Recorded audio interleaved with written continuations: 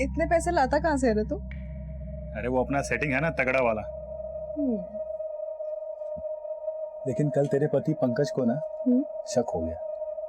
उसने मेरे शर्ट पे तेरे होठ के निशान देख लिए। तू अपना तापमान मत गर्म करना उसके फूकने से। वो फूकता है तब भी मजा आता है। तू भी कमाल की ज्वालामुखी है रे। दो परवानों को एक साथ जला रही है। साला हम दोनों उधर 12-12 घंटे चौकीदारी भी एक करते हैं और इधर तेरी सेवादारी भी है। मैं तेरे पति का किराएदार, लेकिन मेरी मालकिन तू। लेकिन यार एक बयान में दो तलवार का टंटा खत्म कर। बोल, तेरे को पति चाहिए या प्रेमी? देख, जो पति कर सकता है ना वो प्रेमी नहीं, और जो प्रेमी कर सकता है पति नहीं। तो सोच ले कि तुझे पति बनकर फूकना है या प्रेमी बनकर जलना है। वो सब बाद में सोचेंगे, पहले जल लेते हैं। सर, हीरा का सोशल नेटवर्किंग अकाउंट ऐसे ही पोस्ट से भरा पड़ा है। पढ़ के लगता है जैसे बहुत ही संस्कारी होगा, लेकिन रीना ने हीरा को हनी ट्रैप किया होगा। इसका अंदाजा रीना और हीरा के सोशल नेटवर्किंग अकाउंट से भी पता नहीं चल पा रहा। सर, हीरालाल की पोस्टमार्टम रिपोर्ट। मौत सर पे चोट लगने की वजह से हुई। हत्या का समय क्या है? 7 जुलाई रात 8 से 9 बजे के बीच। और इसी बीच हीरा के फोन से रीना को कॉल किया गया। सर, अगर मान भी लें कि रीना हीरा को मरवाना चाहती थी, तो फिर कोई सुपारी किलर पत्थर से मर्डर क्यों करेगा? लेकिन कबीर, अगर यह हत्या लूट के इरादे से भी की गई है तो भी अक्सर देखा जाता है ऐसे क्रिमिनल ज्यादातर चाकू और छुरी का इस्तेमाल करते हैं। हीरा को पत्थर से मारा गया, और वो भी इतनी बुरी तरह से जैसे किसी ने दुश्मनी निकाली।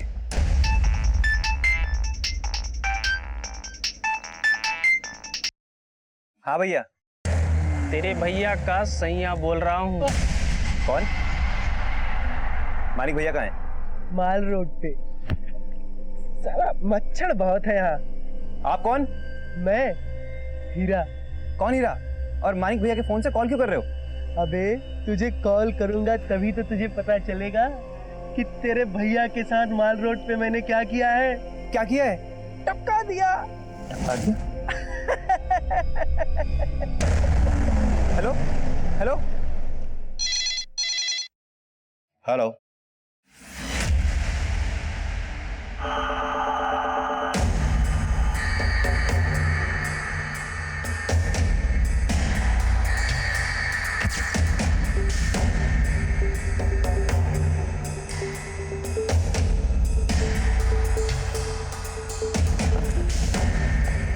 आइए।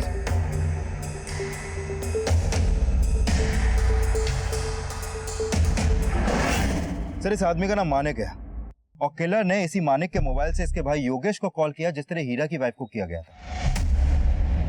सर, हीरा की तरह इस मानिक का भी मोबाइल, पर्स, घड़ी, चेन सब गायब है। लेकिन सर, किलर ने हीरा की वाइफ को अपना नाम पन्ना बताया था, लेकिन यहाँ पर किलर ने मानिक के भाई को अपना नाम हीरा बताया। शायद कातिल का हीरा और मानिक से कोई कॉमन कनेक्शन हो।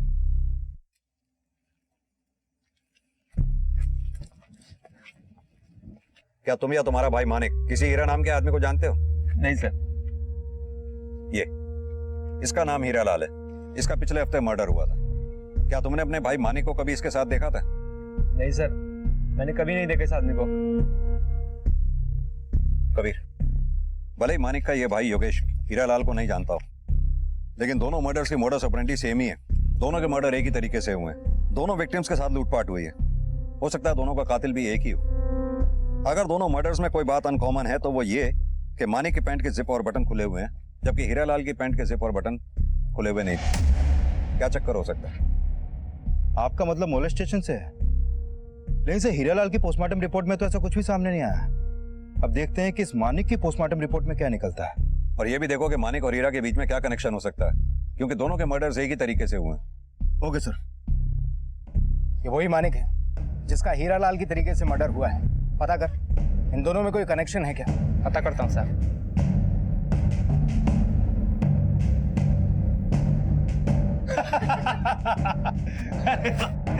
चलिए अच्छा। क्या है डेंगू?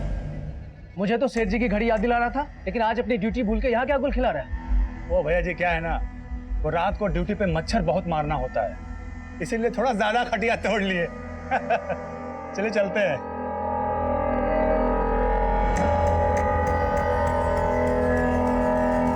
जा रहे थे जहां पर मानिक की लाश मिली। अगर इस गार्ड ने मानिक को मारा है तो हो सकता है इसी ने फिर हीरालाल को भी मारा हो। ये कौन सी एजेंसी की यूनिफॉर्म पहनी है इस गार्ड ने? सर ये यूनिफॉर्म एसएक्स सिक्योरिटी एजेंसी की है। मैंने वहां पर काम करने वाले हर एम्प्लॉय का डेटा मंगवाया सर। गुड।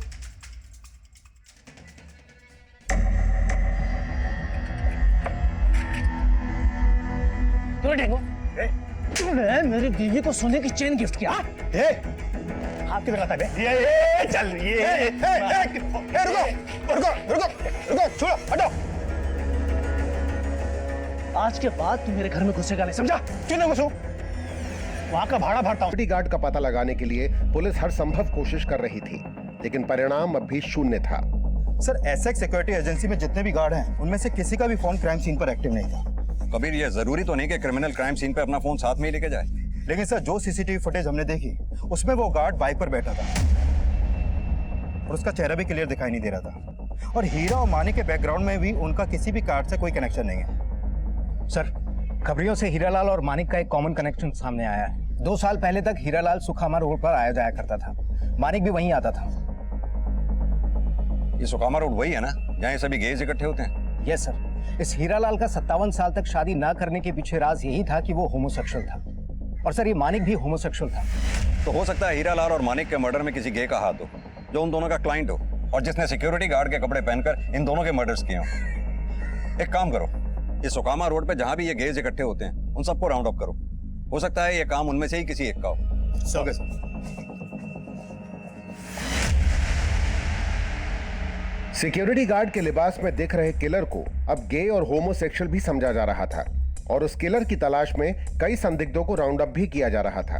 लेकिन असली कातिल तक पहुंचने के लिए पुलिस को अभी काफी मशक्कत करनी थी। सर मानिक की इस पोस्टमार्टम रिपोर्ट के मुताबिक उसकी हत्या किसी भारी पत्थर के वार से हुई और हीरा की तरह मानिक को भी मॉलेज नहीं किया गया था।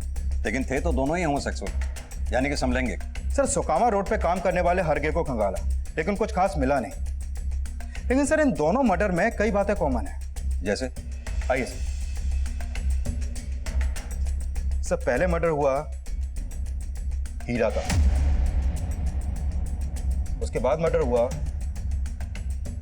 मानिक का। सर इन दोनों के मर्डर में पहली कॉमन बात यह है कि इन दोनों का मर्डर ट्यूसडे नाइट को हुआ। और सर दूसरी कॉमन बात यह है कि इन दोनों के मर्डर का तरीका एक ही है, इन दोनों को किसी भारी पत्थर से मारा गया। सर तीसरी कॉमन बात यह है कि इन दोनों के मर्डर करने के बाद किलर ने इन्हीं के फोन से इन्हीं के घर वालों को कॉल किया। सर इन दोनों मर्डर में किलर का मोडस ऑपरेंडी एक ही है और जिस तरीके से उस किलर ने ये दोनों मर्डर किए हैं उसे तो लगता है कि वो कोई साइको ही है और हो सकता है कि वो साइको कोई सीरियल किलर हो, स्टोनमैन। हीरालाल और मानिक की हत्या करने वाले किलर को अब सीरियल किलर समझा जा रहा था। लोगों को उससे बचने के लिए सतर्क किया जा रहा था और जिस मॉडस ऑपरेंडी से मर्डर किए जा रहे थे वो इस केस की जड़ें और भी गहरी करने वाला था।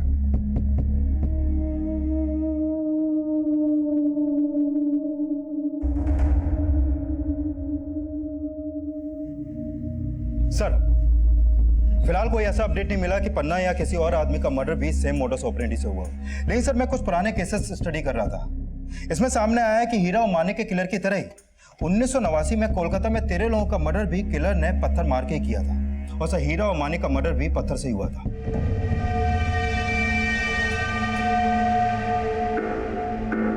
और सर सेम मोडस ऑपरेंडी से 26 मर्डर 1985 से 1989 के बीच मुंबई में हुए। सर कोलकाता में 13 और मुंबई में 26 मर्डर के पीछे एक ही आदमी का हाथ होगा इसका अभी तक पता नहीं चल पाया सर। ये सभी 39 मर्डर केसेस अभी तक अनसॉल्व्ड हैं। जिसने भी मर्डर किए वो अभी तक पकड़ा नहीं गया सर।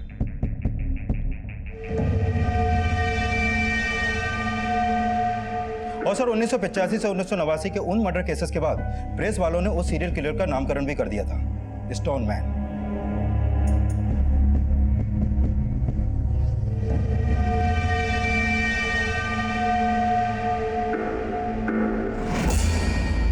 सर वैसा ही एक स्टोनमैन 2009 में भी सामने आया। साल 2009 में गुजरात के राजकोट शहर में 3 लोगों का मर्डर भी इसी तरह पत्थर मार के किया गया था जिस तरह हीरा और मानिक को मारा गया था। लेकिन सर राजकोट के इस स्टोनमैन को गुजरात पुलिस ने अरेस्ट कर लिया था। ये स्टोनमैन अब भी गुजरात जेल में है। लेकिन जिस स्टोनमैन को हम ढूंढ रहे हैं वो अभी तक फरार है। वो उन सीरियल किलर से ज्यादा अतरंगी है। वो लोगों की पत्थर मारकर सिर्फ जान ही नहीं लेता। तीसरे विक्टिम की फोटो सर्कुलेट करवा दी है, लेकिन अभी तक उसकी कोई पहचान पता नहीं चल पाई है। ना तो उसकी कहीं पर कोई मिसिंग कंप्लेंट दर्ज हुई है और ना ही हीरा और मानिक की तरह सुकामा रोड के गे से उसका कोई कनेक्शन मिल पा रहा है। सर समझ में नहीं आ रहा है कि ये स्टोनमैन वाकई में गे है या नहीं है। हो सकता है वो कोई ऐसा सनकी हो जो होमोसेक्सुअल्स और गेज से नफरत करता हो और एक एक करके इन सबको मार के अपनी सनक निकाल रहा हो। लेकिन सर ना तो हमारे पास उसका कोई फोटो है और ना ही कोई स्केच। वो सिक्योरिटी गार्ड है या नहीं ये भी कंफर्म नहीं है। सर इस किलर को ढूंढना समुद्र में सुई ढूंढने जैसा लग रहा है। कबीर एक काम करते हैं, राजकोट जेल में बंद उस कैदी से मिलते हैं जिसने इस सीरियल किलर की तरह पत्थर मारकर मर्डर्स किए थे। हो सकता है अपने एरिया के स्टोनमैन की कोई लीड उससे मिले। Right sir.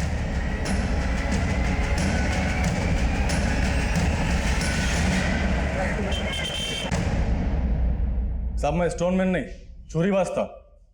चाकू की नोक पे लोगों को लूटना, फिर टपका देना। फिर मुझे पता चला रमन राघव का, सुना 54 लोगों का मर्डर किया। साहब मुझे रमन राघव से बड़ा क्रिमिनल बनना था, इसलिए उसके 54 मर्डर का रिकॉर्ड तोड़ने के लिए 3 लोगों को पत्थर मार के टपका डाला मैं। तेरे जैसा एक सनकी बाहर भी घूम रहा है जो लोगों को पत्थर से मारता है। तेरा कोई भाई भाई भी है क्या? मेरा कोई भाई भाई नहीं है। हाँ, एक दोस्त था बबलू। जब मैंने 2 लोगों को पत्थर मार के टपकाया तब वो मुझे बोला कि तेरे से पहला मैं रमन राघव का रिकॉर्ड तोड़ेगा। अभी भी वो बाहर है साहब। एक बात बता, ये बबलू गे है क्या? अरे नहीं नहीं साहब, बबलू गे हुए नहीं है। गे तो अपना पुरोहित है। कौन पुरोहित? अपनी गैंग में था साहब। हो सकता है बाहर ये बबलू और पुरोहित का कंपटीशन चल रहा है कि सबसे ज्यादा मर्डर कौन करेगा। उस स्टोनमैन को ढूंढने के लिए पुलिस बबलू और पुरोहित समेत कई खूंखार अपराधियों के क्राइम रिकॉर्ड स्टडी कर रही थी और इस कोशिश में कई ऐसे क्रिमिनल्स पकड़े भी गए जो काफी लंबे समय से फरार थे। लेकिन जिस स्टोनमैन को पुलिस ढूंढ रही थी वो अभी तक गायब था और उस तीसरे विक्टिम की पहचान भी अभी तक पता नहीं चल पाई थी।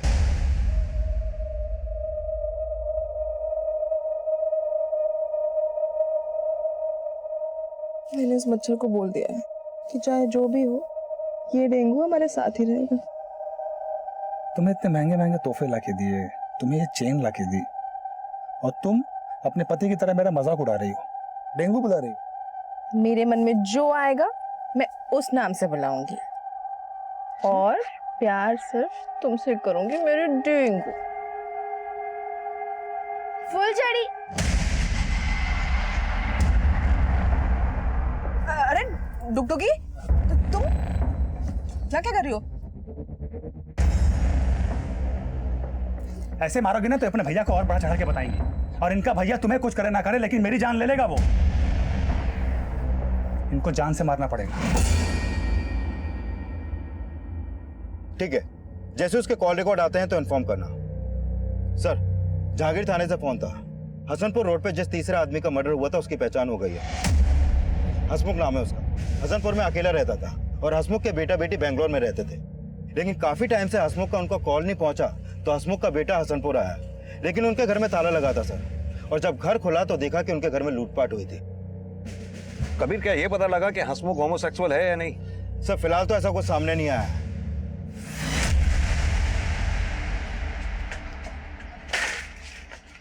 ये क्या सुन रहा मैं? क्या हुआ? जो सुन रहे हो सही सुन रहे हो। तुम्हारी दोनों बहनें भाग गई हैं। मैं बोलता था उसे इतना मत मारो, लेकिन तुम हमेशा उसे मारती थी। तो तुम भी तो मारते थे ना उसको। लेकिन मेरा तुम पे बस नहीं चलता है ना। अब देख क्या रही हो, चलो ढूंढो उसको, नहीं तो उसके साथ हमारी कमाई भी जाएगी।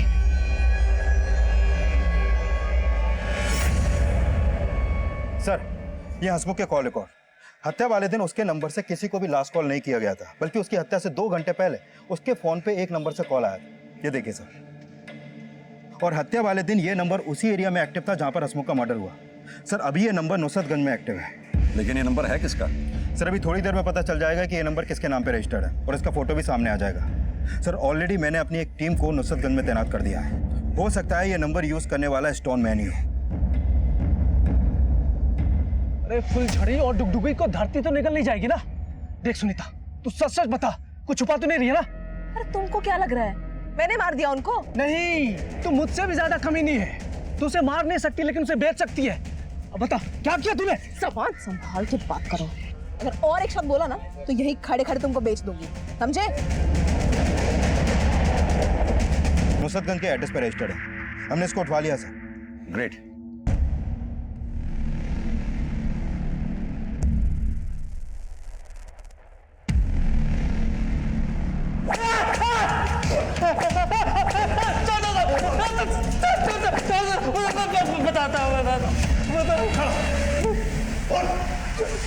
हसमुख सेठ मुझे नौकर कम और गुलाम ज्यादा समझते थे। उन्होंने मुझे बहुत सताया साहब। फिर मैंने उनके यहाँ की नौकरी छोड़ दी साहब, लेकिन मैं उनसे बदला लेना चाहता था साहब। फिर मैंने हसमुख सेठ को फ़ोन किया और उनसे कहा कि वो मुझसे मिले, नहीं तो मैं उन पर झूठा केस कर दूंगा कि वो मेरा शोषण करते थे। फिर सब मैंने उनको फ़ोन किया और वो मुझसे मिलने आए और मैंने उनको मार दिया साहब। मैंने अखबार में पढ़ा था कि स्टोनमैन जिसको मारता है तो उसके पैंट के बटन और जिप खोल देता है, तो मैंने वैसा ही किया। लेकिन साहब मैं स्टोनमैन नहीं हूँ साहब, मैं स्टोनमैन नहीं हूँ साहब।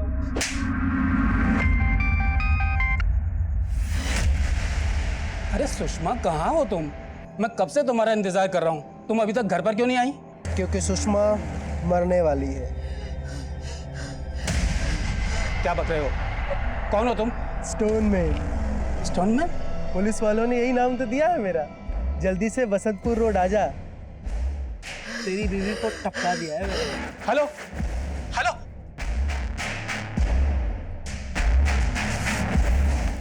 क्या सर? बसंतपुर में इस बार स्टोनमैन ने एक औरत को मारा। औरत को? हाँ सर, उस औरत का नाम सुषमा है और किलर ने सुषमा के ही फोन से उसके पति को कॉल करके मर्डर लोकेशन बताई है। और इस बार किलर ने अपना नाम स्टोनमैन बताया है। स्टोनमैन? Yes sir.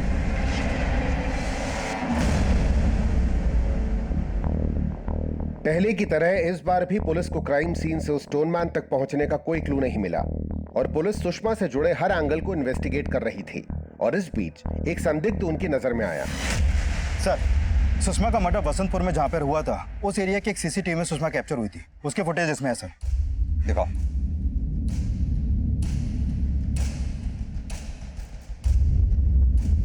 ये देखिए सर। सर, मानिक के साथ भी एक सिक्योरिटी गार्ड देखा गया था और उसने भी ऐसे ही कपड़े पहने हुए थे, लेकिन इस फुटेज में गार्ड का चेहरा साफ दिख रहा है सर। इसकी पहचान होना हमारे लिए बहुत जरूरी है। पता करो इसका कोई क्रिमिनल रिकॉर्ड तो नहीं है। Okay sir.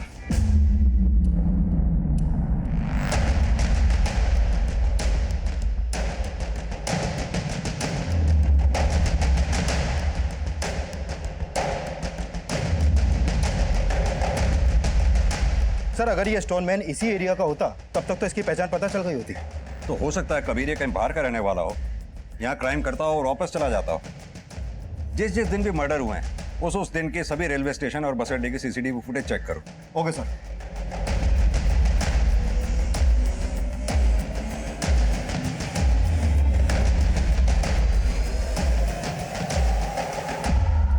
सर, आपका अंदाजा सही निकला।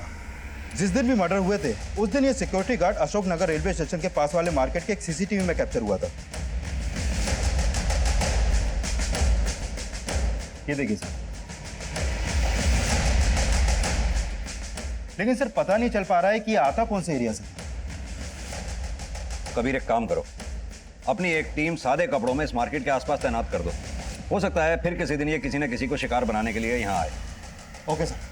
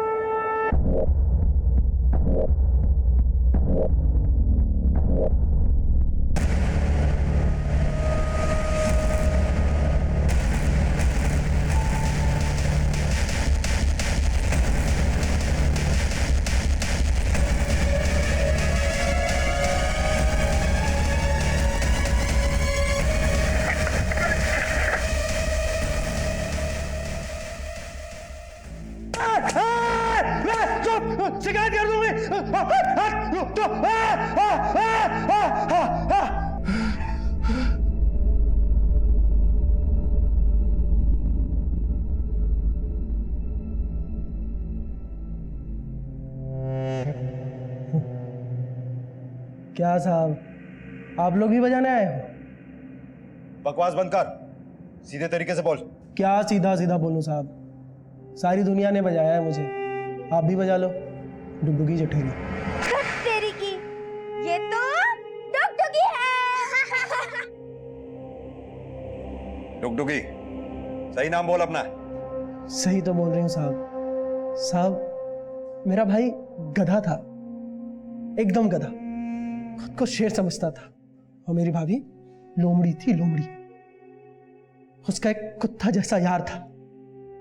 मेरी भाभी और वो कुत्ता मिलके मुझे बहुत बजाते थे साहब, बहुत बजाते थे। रुक जा, रुक जा। अरे ऐसे मारने से कुछ नहीं होने वाला है। ऐसे मारोगे ना तो अपने भैया को और बड़ा चढ़ा के बताएंगे। इनको जान से मारना पड़ेगा।